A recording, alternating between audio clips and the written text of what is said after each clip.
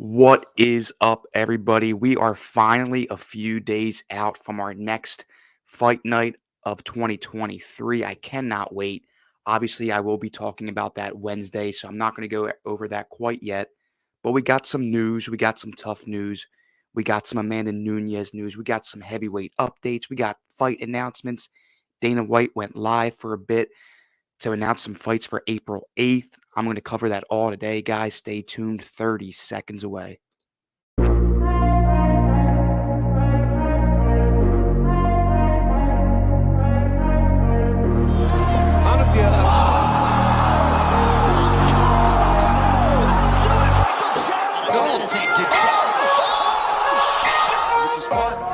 you got to be ready for that. But it's no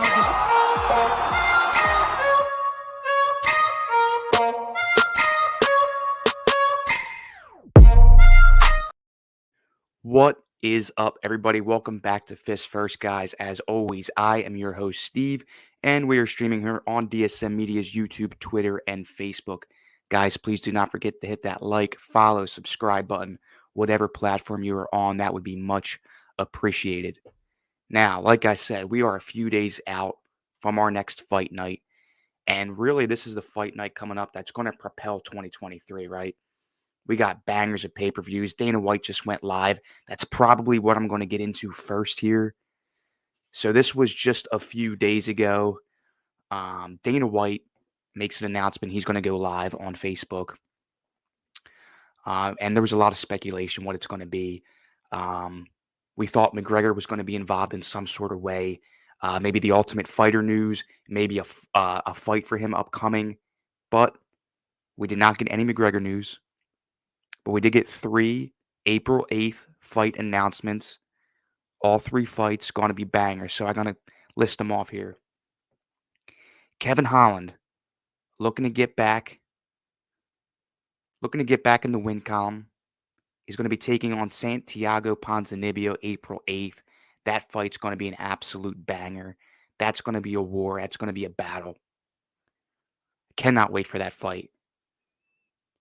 To continue to stack that April 8th card. Gilbert Burns, I said I wanted him to fight up. I wanted him to get that Colby Covington fight. He does not get it. We do get a Gilbert Burns announcement. He's going to be taking on Jorge Masvidal. Now, when I first saw this fight, my first instinct was I don't like it, right? I was so pressed on him fighting up. But he's going to be taking on Jorge Masvidal. So, I don't like it at first, but I think there's going to be hype built into this. I think this is going to be a better fight than people think. Like I said, my first instinct is just a Gilbert Burns blowout. A quick Gilbert Burns win, another round 1 finish for Burns. But I think Masvidal can make this interesting, so we will see. That's going to take place April 8th as well. And to headline that pay-per-view April 8th, I talked about this last week. Israel Adesanya versus Alex Pereira 2. April 8th. And there's already a promo. And man, I used to dislike Adesanya a lot. I think he was a boring champ in my opinion. I can't discredit his skill. But man, I am cheering for Adesanya in this fight. I am. April 8th, I cannot wait for this fight to take place. Adesanya comes out with a jigsaw promo. It's going to be a dope fight. I mean, if you guys watch the first one, you're in for an even better treat for this fight. Again, all 3 of these fights are taking place April 8th. I cannot wait to discuss that card, but we are just a few months out. So we got plenty of time to let that hype build up. Now, something that is building up, something that is catching a little bit of steam. The next season of The Ultimate Fighter. Now, Conor McGregor, the UFC, I should say, has reached out to Conor McGregor about coaching The Ultimate Fighter the next season. I think that's where they're going to go. I don't know if he's going to have a fight this year. I expect it. But now with all this stuff coming out about him, kicking and punching the girl, his steroid usage.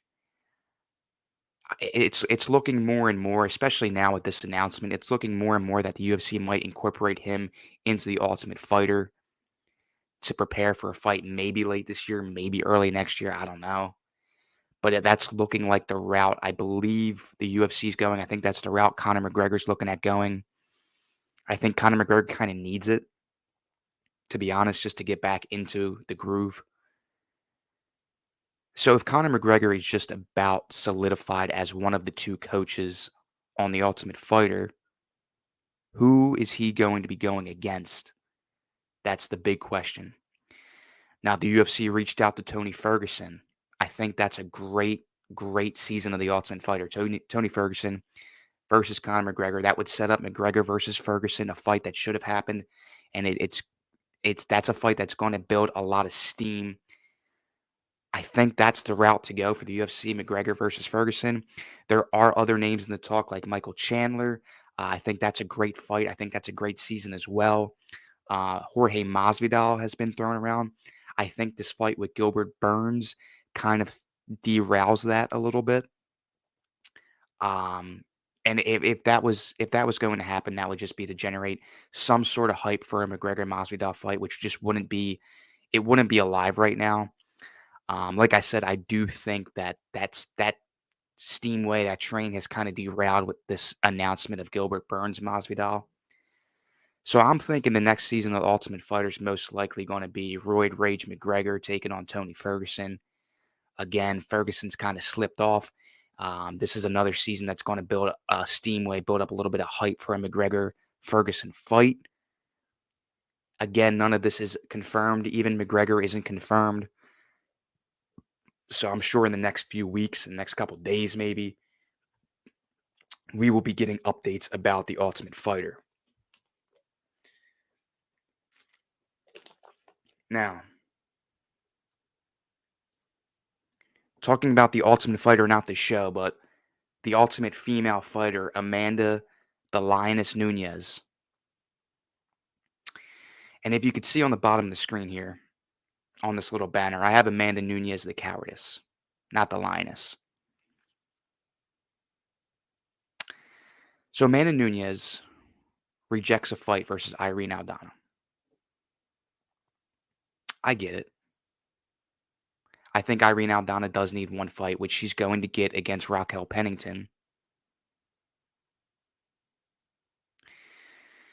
But she rejects the fight nonetheless. Not only that, she says she doesn't even think Pena deserves another chance yet. So that's 2 fights now that Amanda Nunez is dipping from. And right, she's the GOAT. She's the female GOAT. She's one of the best overall fighters in the UFC. I get it. I just don't like this. I feel like this is so Amanda Nunez right now. I think she knows she's starting to lose it a little bit. Now, don't get me wrong. She dominated Juliana Pena that second fight. She dominated. But after that domination, don't you think that would build up a little bit of steam in your engine? I don't like these rejection fights. I don't like them. Amanda Nunez says she wants Irene Aldana to fight Pena. Pena wants the trilogy. She doesn't want to fight Aldana. And I think who's right in this situation? I think Juliana Pena's kind of right here, right? Pena took the belt off you, something that nobody's seen coming. Okay, Pena goes into the second fight, maybe a little overconfident, a little bit overzealous. She gets dominated by Amanda Nunez. But we see this so many times in the UFC. Juliana Pena pulls off a miracle and wins the belt, loses it the next fight. Make the trilogy, right? Make the trilogy. Amanda Nunez shouldn't be scared of that trilogy. She shouldn't be backing away. That trilogy fight should happen this year. That trilogy fight should happen within the next couple months. I want that. Amanda Nunez, Juliana Pena 3. But I don't think it's going to happen. If Irene Aldana beats Raquel Pennington in this upcoming fight, Irene Aldana is going to get the chance. I think she would deserve it at that point, especially if Amanda Nunes keeps dipping from Pena, which is kind of weird. But I think that's what we're going to see. I think Aldana's going to beat Pennington. Aldana's going to get the chance. Amanda Nunes can't dip that fight at that point. So Amanda Nunes, we'll see what's going to happen if she's going to sign a contract. If she's finally going to okay Pena. I'm leaning more towards Aldana winning and then getting the shot. I think that's what's going to happen. That's not what I like, but that's what's going to happen. So we will see. I will keep you updated with Amanda Nunes news. Who is going to be fighting her for the belt coming up? Hopefully within the next couple months. Now we keep talking about fights. I talked about the April 8th card, Amanda Nunes. I talked about the Ultimate Fighter. So what's going around currently with these current fighters in the UFC? Obviously, this Saturday, that fight night, Derek Lewis versus Sergey Spivak.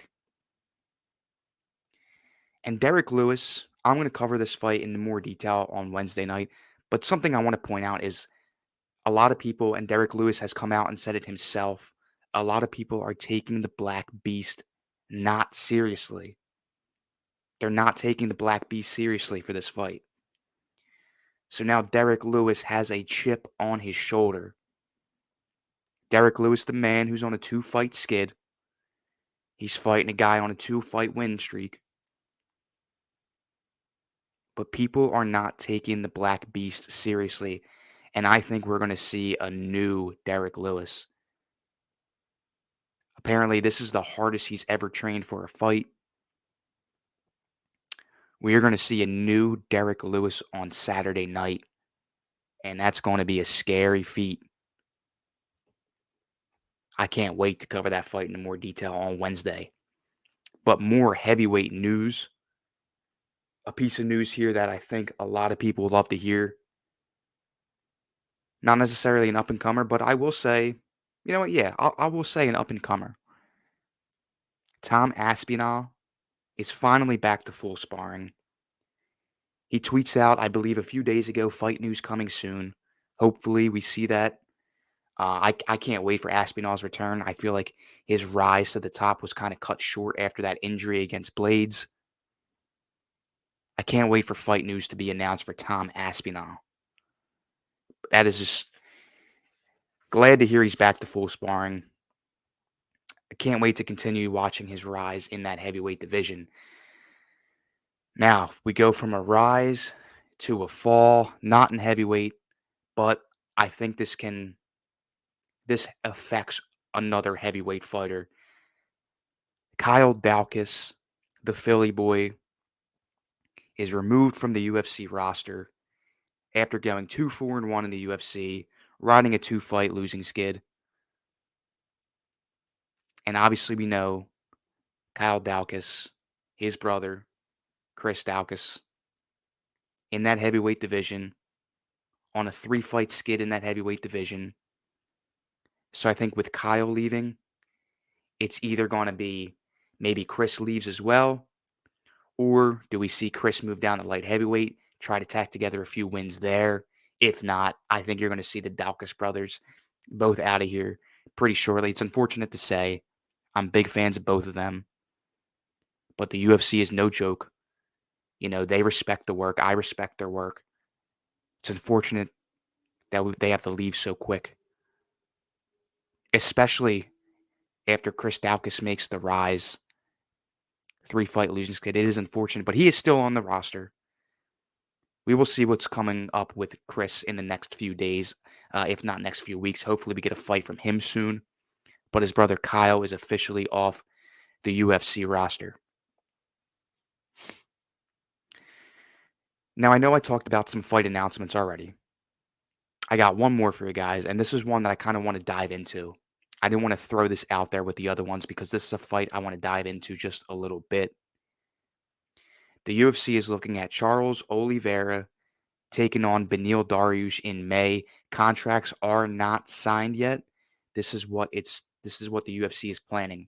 Looking for a May fight between these two guys. Now, the reason I wanted to dive into this is because this division which I will get into a little bit later again, is this division, this lightweight division, could have a major, major shakeup in just a few weeks. But Beneil Dariush, right? Now I understand he's riding an 8-fight winning streak. The names you look at in that win streak don't impress me. Okay. He's looking for a title shot. Dariush is. But these past 8 fights, the names just don't intrigue me. So this is a huge fight for Dariush. Can he actually take on one of these top guys? Now let's flip the script. Let's look at the other side of the octagon. Charles Oliveira obviously just lost pretty quick to Islam Makhachev. He's looking to get back on the win column. And Charles Oliveira is a guy that I did not like. He has a very impressive resume. For some reason, I couldn't jump on the wagon. I thought he was a dirty fighter. I thought he was a backpacker. But I'm not going to lie, after that loss to Makhachev, I'm able to jump on the bandwagon now. Because he deserves to win this fight. He deserves another chance for gold. Dariush, I'm sorry, just does not. You can't come in here, beat one contender. You can't. I'm surprised they even gave him this fight. I'm surprised they even gave Dariush this fight. Nonetheless, though, this is a fight where Charles Oliveira does have to prove himself because he's fighting a guy with a little bit with more of a fighting style similar to his. You know, Charles Oliveira fought a lot of strikers. We saw him fight a grappler. Obviously, he lost that fight to Makhachev. So Oliveira needs to prove himself here versus another wrestler. So we will see when that gets confirmed. Like I said, they are looking for May. It's a big fight, nonetheless, whether you like these guys, whether you hate these guys. This is a huge implicating fight. I can't wait to see when this gets announced. I will be rooting for Charles Oliveira in that fight. But that is probably not a fight announcement. That's probably my biggest piece of fight news of the week. Huge, huge fight, especially if we see, which I'm going to get into right now, especially if we see the little man from down under, Alexander Volkanovski, the man, the myth, the number one pound for pound king. Volkanovski can become the champion of that lightweight division. And you know what? I'm going to pull it up here right now, actually. I wanted to do this earlier. I totally forgot. I wanted to share the screen here. Let me get my notes out of here. I want to take a live look here at these odds on DraftKings for this fight. All right. So I'm going to share this screen here. Because I think people are counting him out, man. I think people are counting Volkanovski out. Volkanovski's even said that he could see it in Makhachev's eyes that he's not taking him seriously.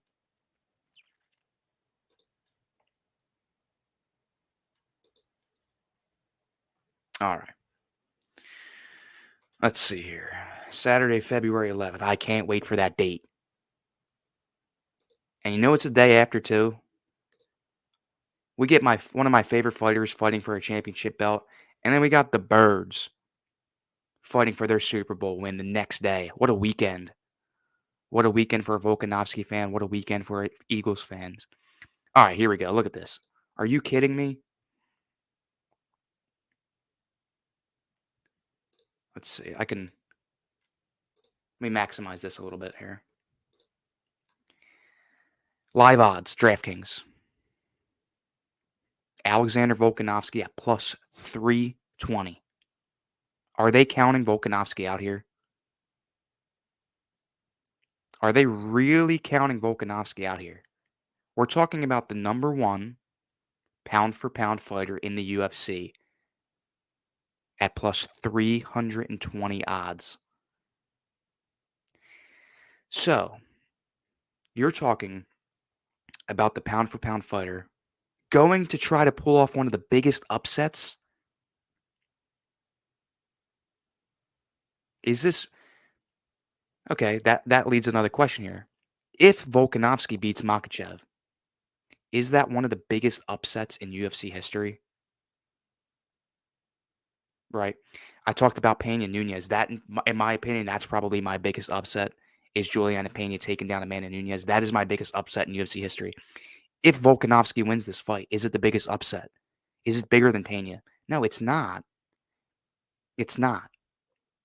I get it. The fight styles are so different. The height differential is so different. The build is so different. I just, I, I don't know. I am hammering Volkanovski. Call me crazy. Call me crazy. I don't think Volkanovski loses this fight in Australia. That's another thing. He's at his hometown in Australia. Plus 320. I cannot wait for that fight. I cannot wait for that fight. I can't wait to cover that pay-per-view event because I just don't think Volkanovski loses that fight. How does Makhachev beat him if he takes the fight to the ground? It's over. You saw what Brian Ortega almost did against Volkanovski on the ground. If Makhachev gets it to the ground, it's over. My debate against that is can he?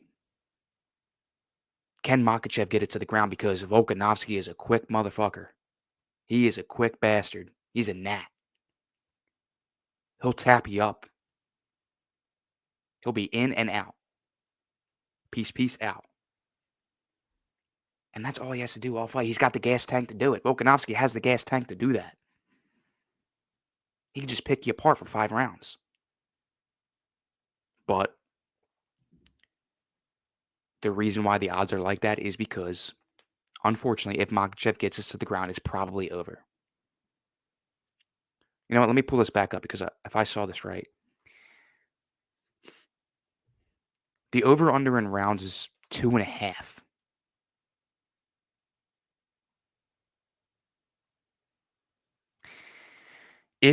If you're leaning Volkanovski like I am, you have to love the over. And it is favored right now at minus 125 compared to the under at minus 105. Because if you think Volkanovski wins, I'll tell you what, if Volkanovski wins, it's going to be by decision. And a lot of people probably won't like that. But Volkanovski is an extremely smart fighter. 12 days. That's all I could say. 12 days away. My most anticipated fight of the year. That's a little biased because I am a huge, huge Volkanovski fan. And he is a dude that I didn't like before. But I've come around to absolutely love him. Cannot wait. 12 days away from that fight.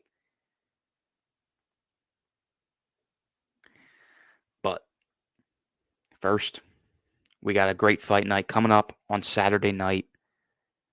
Guys, tune in. I'm going to cover the fights. I'm going to break down some action, or some predicted action, I should say. I'm sure I got more news that's going to come out later today, tomorrow, early Wednesday. Guys, check it out Wednesday night. As always, thank you for watching. And please, please, please do not forget to hit that like, follow, subscribe button. Guys, I'll catch you on Wednesday.